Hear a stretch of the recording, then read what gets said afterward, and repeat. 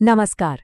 इतिहास में कुछ साल ऐसे होते हैं जो आने वाले वक्त की पूरी कहानी ही बदल कर रख देते हैं। भारतीय स्वतंत्रता संग्राम में 1910 एक ऐसा ही साल था। ये वो दौर था जब एक तरफ साम्राज्य का दमन था और दूसरी तरफ राष्ट्रवाद के प्रतिरोध की आग, और दोनों अपने चरम पर थे। तो चलिए इस निर्णायक मोड़ को और करीब से समझते हैं। आज हम देखेंगे कि कैसे 1910 में ब्रिटिश सरकार ने दमन का चक्र चलाया, फिर क्रांतिकारियों ने उसका जवाब कैसे दिया, कैसे विचारों की आवाज़ को दबाने के लिए प्रेस पर हमला हुआ, और इन सब के बीच राजनीतिक माहौल में क्या बड़े बदलाव आए। तो साल 1910 की कहानी असल में ये एक टकराव की कहानी है। एक तरफ थे भारतीय राष्ट्रवादी और दूसरी तरफ था ब्रिटिश साम्राज्य, जो किसी भी कीमत पर अपनी पकड़ ढीली नहीं करना चाहता था। हुआ ये कि स्वदेशी आंदोलन की आग अभी ठंडी भी नहीं पड़ी थी और अंग्रेजों को ये समझ आ गया था कि अब नरम रवैये से काम नहीं चलेगा। बस इसी एक्शन और रिएक्शन ने 1910 की पूरी कहानी को शक्ल दी। तो चलिए अब बात करते हैं उन साहसी कार्रवाइयों की जिन्होंने ब्रिटिश हुकूमत की नींव हिलाकर रख दी और जिसके जवाब में साम्राज्य ने एक बहुत बड़ा कानूनी शिकंजा कसा। देखिए, 1910 का जो पहला आधा साल था ना, वो क्रांतिकारी घटनाओं से एकदम भरा हुआ था।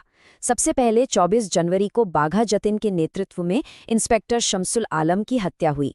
फिर 19 अप्रैल को नासिक षड्यंत्र केस में अनंत कान्हेरे को फांसी दे दी गई, और फिर जुलाई में वीडी सावरकर ने मार्सेलिस के तट पर जहाज से कूदकर भागने का वह ऐतिहासिक प्रयास किया। ये घटनाएं बताती हैं कि प्रतिरोध की आग कितनी तेजी से फैल रही थी। अब इन क्रांतिकारी गतिविधियों का जवाब अंग्रेजों ने कैसे दिया?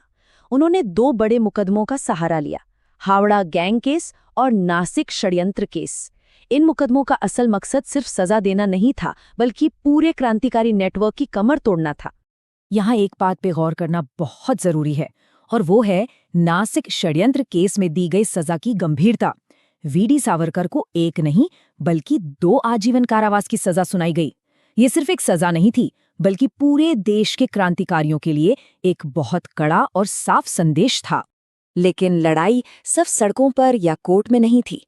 अंग्रेज ये बात बहुत अच्छे से जानते थे कि असली लड़ाई तो विचारों की भी है, सूचना की भी है, और इसीलिए उनका अगला निशाना बना प्रेस। तो उन्होंने एक हथियार निकाला, इंडियन प्रेस एक्ट 1910। इसे वाइसरॉय लॉर्ड मिंटो लेकर आए थे, और इसका मकसद बिल्कुल साफ था, सूचना के भाव को कंट्रोल करो और असहमति की हर आवाज को दबा दो। और ये एक्ट तो बाद में आया। इससे पहले ही 4 फरवरी को सर हर्बर्ट रिजले ने एक बिल पेश कर दिया था। इसका मकसद था सरकार के खिलाफ लिखे गए किसी भी साहित्य को पूरी तरह से बैन करना। मतलब इरादे बिल्कुल साफ थे, ये आने वाले तूफान का संकेत था। लेकिन कहते हैं ना, कलम की ताकत तलवार से कहीं ज्यादा होती है, और जब भारत में आवाज़ों को दबाया जा रहा था, ठीक उसी वक्त हजारों मील दूर दक्षिण अफ्रीका से प्रतिरोध की एक बहुत मजबूत आवाज़ उठी। मार्च 1910, यही वो महीना था जब महात्मा गांधी की किताब हिंद स्वराज का अंग्रेजी अनुवाद छपा। सोचिए, एक तरफ ब्रिटिश सरकार भारत में आवाज़ें बंद कर रही थी, और दूसरी तरफ ये किताब विचारों की आज़ादी की एक मशाल की तरह जल रही थी। और ऐसा नहीं था कि दमन से सब डर गए थे, बिल्कुल नहीं। इसी साल 1910 में फिरोज शाह मेहता ने बॉम्बे क्रॉनिकल अखबार शुरू किया। ये दिखाता है कि खतरों के बावजूद भारतीय अपनी बात रखने के लिए नए नए रास्ते निकाल ही रहे थे। तो ये तो हुई सीधी टक्कर की बात। लेकिन इसके अलावा भी 1910 में राजनीतिक और वैचारिक तौर पर बहुत कुछ बदल रहा था। एक बहुत बड़ा बदलाव था अरविंद घोष का राजनीति से हटना। वो उस दौर के क्रांतिकारी आंदोलन के एक बड़े विचारक थे, और इसी साल अप्रैल में उन्होंने एक्टिव पॉलिटिक्स छोड़ दी और पौंडीचेरी जाके एक योगी का जीवन अपना लिया। ये एक बहुत बड़ा वैचारिक मोड़ था। सिर्फ वैचारिक बदलाव ही नहीं, बल्कि सत्ता के शीर्ष पर भी बदलाव हुआ। लॉर्ड मिंटो का कार्यकाल खत्म हुआ और 1910 के आखिर में लॉर्ड हार्डिंग द्वितीय भारत के नए वाइसरॉय बने। और अगर हम थोड़ा जूम आउट करके देखें तो भारत के बाहर भी बहुत कुछ चल रहा था। जैसे दक्षिण अफ्रीका में यूनियन ऑफ साउथ अफ्रीका बना, वहीं भारत के अंदर इंडियन नेशनल कांग्रेस का सेशन इलाहाबाद में हुआ। और दिलचस्प बात यह है कि इसकी अध्यक्षता विलियम वेडेबर्न ने की, जो कांग्रेस के आखिरी ब्रिटिश अध्यक्ष थे। मतलब बदलाव की हवा हर तरफ तेज थी। तो इन सारी घटनाओं को अगर हम एक साथ जोड़कर देखें तो 1910 इतना खास क्यों है, खासकर परीक्षा के लिहाज से इसका क्या महत्व है? चलिए इसे जल्दी से समझते हैं।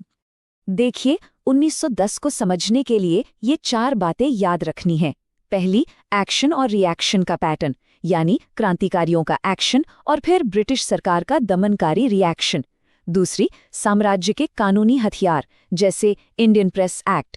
तीसरी, वैचारिक बदलाव, यानी बड़े नेताओं का राजनीति से हटना और नई आवाजों का सामने आना।